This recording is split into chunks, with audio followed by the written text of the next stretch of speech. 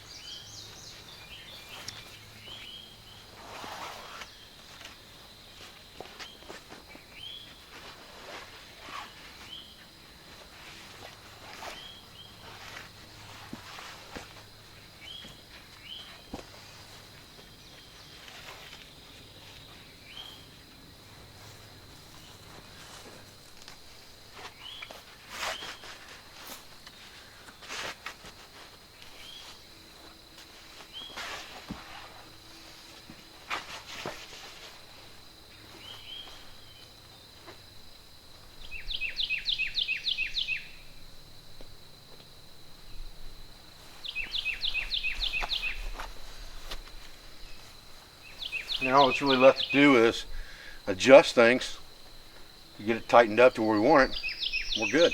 So as you can see, this is a pretty good sized tent. Now I'm standing straight up in this. My head's hitting the awning flap here. But the ridge of this tent is actually right at my head level. I'm 5'8", so it's got a pretty good sized ridge. And you adjust that depending on the display of these sides and your A-frames going up. I like it a little bit higher like this. Gives me plenty of room inside.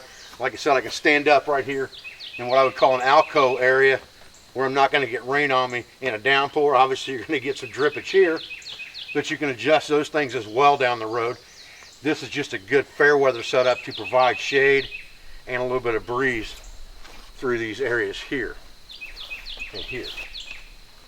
This style tent has always been known as the Whelen Lean, and there are period photographs of Charles Alexander Sheldon in 1908 with a shelter very similar to this on expeditions in Alaska. Colonel Townsend Whelen saw his design, improved on his design somewhat. Again, there's not a whole lot of things that are new. And he took that design and improved it somewhat, introduced it to David Abercrombie in 1925, 1926, who then was the owner of Abercrombie & Fitch, owner and founder. And David Abercrombie marketed this tent in a green Egyptian oilcloth as the Whelen Lean. And you can see that these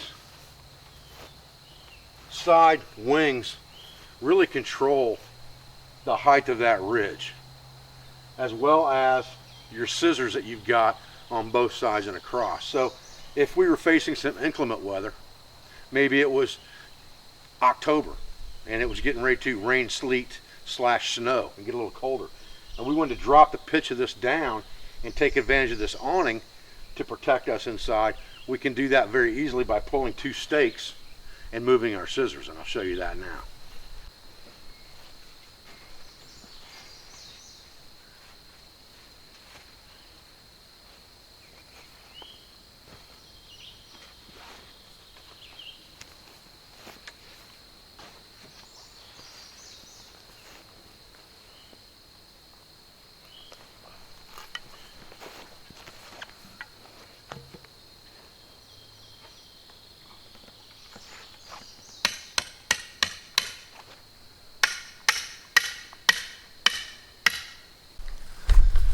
Okay, so now we've dropped this down quite a bit. You can see now it's about neck level here.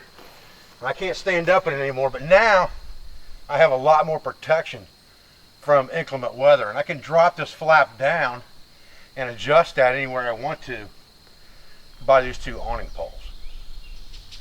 Colonel Townsend Whelen saw this design, improved on it somewhat, and introduced it to David Abercrombie, who was then the founder and owner of Abercrombie & Fitch. David Abercrombie made this design from a green Egyptian cotton oilcloth and marketed it as the Whelen Lean.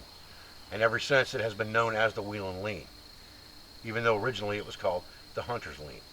And I think that lends itself to a couple of discussion points. A, although this is called the Whelen Lean, Whelen didn't invent this lean. Someone else did, and he improved on that idea. And I think that that is important for us to understand. There's really nobody owns knowledge in bushcraft and woodcraft.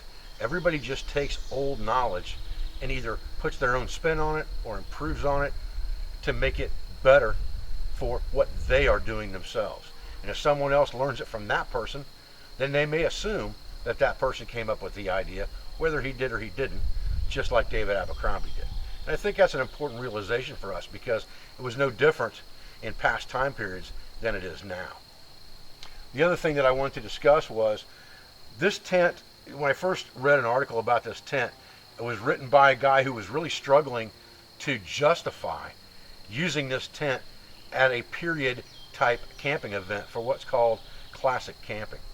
And because it was attributed to Townsend Whelen in 1925, 1926, that's really the latter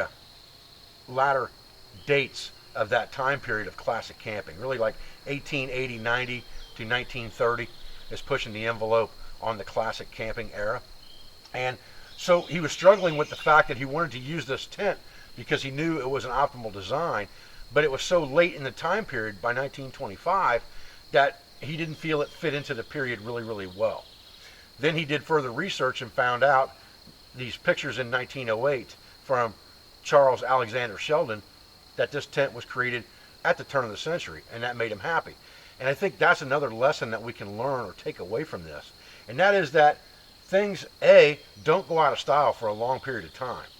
And people tend to revert, especially older generation people, tend to revert back to what they're used to or what they were comfortable with in their younger days.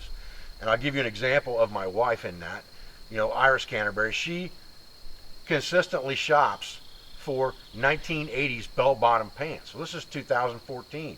Those pants are 34 years out of style, and she still wears them to this day. And I think that even things like the long waistcoat from the 1750s, even though it was out of style possibly in the 1770s and during the Revolutionary War, it doesn't mean it wasn't worn, because it definitely was. So don't take things so literally when it comes to a certain period interpretation. Yes, you want to try to be correct, especially if you're educating the public, but also think about those things as well. It's a lot easier to go backward than it is to go forward. And I think that was the whole motivation with the person that wrote the article about the Whelen lean and how it came about. Was he wasn't afraid to go backwards. If this thing was created at the turn of the century, that was great for him. But if it wasn't created until the end of the classic camping era, he really didn't want to push using it a lot, because it may not have fit in well with things he was doing or carrying with his turn of the century type kit. And I know this is kind of an in-depth discussion on reenacting and historical interpretations and things like that, but I just don't want people to get too hung up on some of this stuff, and that's the reason I created the 21st Century Long Hunter concept. The 21st Century Long Hunter page on Facebook and discussion board was so that we could delve into the past to see what worked well for our ancestors and what would work just as well for us today. And I think this Whelen lean is a very good example of that. 13 pounds is not a lot of weight, especially if you have conveyance, and this design is large enough for 3 to 4 people to sleep in here if they had to. But for a family of 2 or 3, this would be way more than comfortable at 13 pounds. I'm Dave Canterbury with Pathfinder School. I appreciate you joining me for this video and discussion today. I thank you for everything you do for our school, for our business, for our family, for all of our instructors, sponsors, affiliates, and friends. And I'll be back with another video as soon as I can. Thanks, guys.